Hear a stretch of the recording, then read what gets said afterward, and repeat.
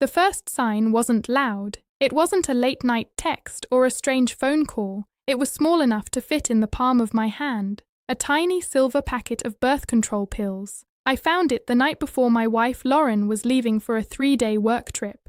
It was tucked deep inside her travel makeup bag, like something meant to stay hidden. Lauren had stopped taking those pills almost 3 years ago. We stopped together because we were trying to have a baby. We had sat in sterile doctors' offices, holding hands, talking about ovulation calendars and nursery colors. We had whispered names to each other in the dark. So when I saw that silver packet, something inside me tightened. I didn't confront her. I didn't even move it. I just stared at it for a long time, then placed it back exactly where I found it. The next morning, she kissed me at the airport like she always did. Warm, familiar, safe. She said her schedule would be packed with meetings and that she might be too tired to talk much. I smiled. I told her I loved her. I watched her disappear past security. But I didn't drive home. I parked across from the terminal and waited. I wish I could tell you I felt strong in that moment. I didn't. I felt scared. I felt ridiculous. I felt like a man betraying his own wife by even doubting her.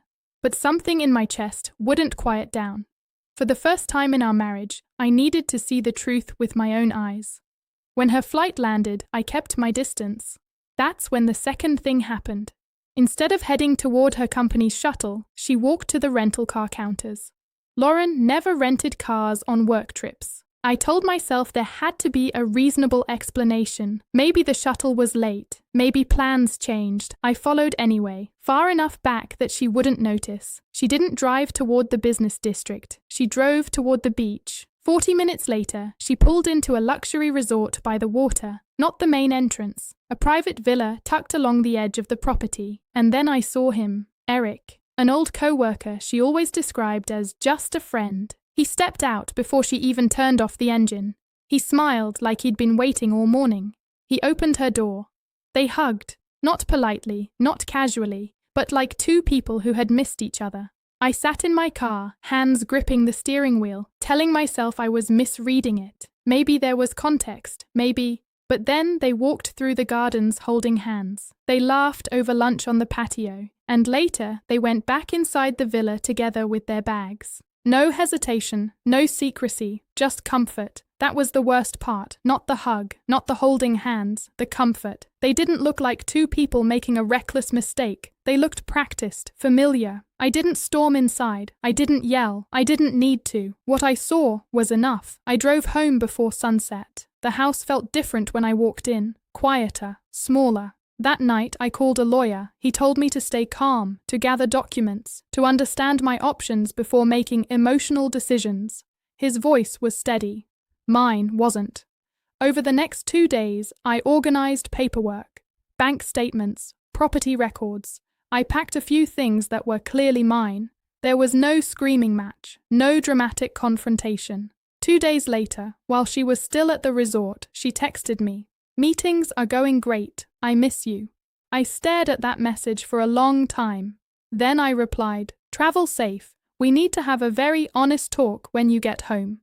She sent back a heart emoji. She had no idea. When Lauren walked through the door Sunday evening, she was smiling. She carried chocolates and a souvenir coffee mug from the resort gift shop. She talked about clients and presentations and long conference days. I listened. When she finished, I made 2 cups of coffee and asked her to sit with me. I didn't raise my voice. I didn't accuse. I simply asked, "How was the beach resort?" Her smile disappeared instantly. She tried to laugh it off, asked what I meant. I didn't argue. I just turned my tablet toward her and pressed play. The video of Eric opening her car door filled the silence. She didn't deny it.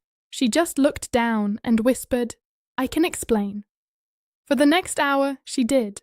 She said it started with innocent messages months ago, catching up, then confiding, then depending on him emotionally. She said she felt confused, unhappy, afraid to tell me. She said she didn't know how to admit that something inside her had changed. I let her talk. When she was done, I went to the bedroom and came back holding the silver packet of pills. I asked her if she remembered when we stopped using them, when we promised to try for a baby. That's when she broke. Because those pills weren't just contraception, they were a decision. A quiet one, a choice about a future she had already stepped away from, without telling me.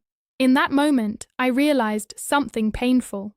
My heart wasn't breaking because of one weekend. It was breaking because I had been the only one still living in the future we planned. The weeks that followed were heavy, but not cruel. We didn't try to destroy each other. We followed the lawyer's advice. We discussed logistics instead of throwing insults. There were moments she asked about counseling, moments she said she wished she had told me sooner. I believe she was sorry, but sorry doesn't rebuild trust. One night, she asked me if I hated her. I told her no. I told her if I hated her, leaving would be easy. What I felt was grief. Grief for the child we never had. For the version of us I thought was real. For the quiet Sundays and future holidays that would now look different. We ended our marriage with honesty, something we hadn't had for a long time. Some couples can rebuild after betrayal. I respect that, but for us, the foundation had shifted too far. It's been almost 2 years. Not long ago, I was helping my nephew assemble a toy airplane. He looked up at me and asked why I don't go on trips with Aunt Lauren anymore. I smiled and told him that sometimes grown-ups start walking the same road, but later discover they're meant to take different paths.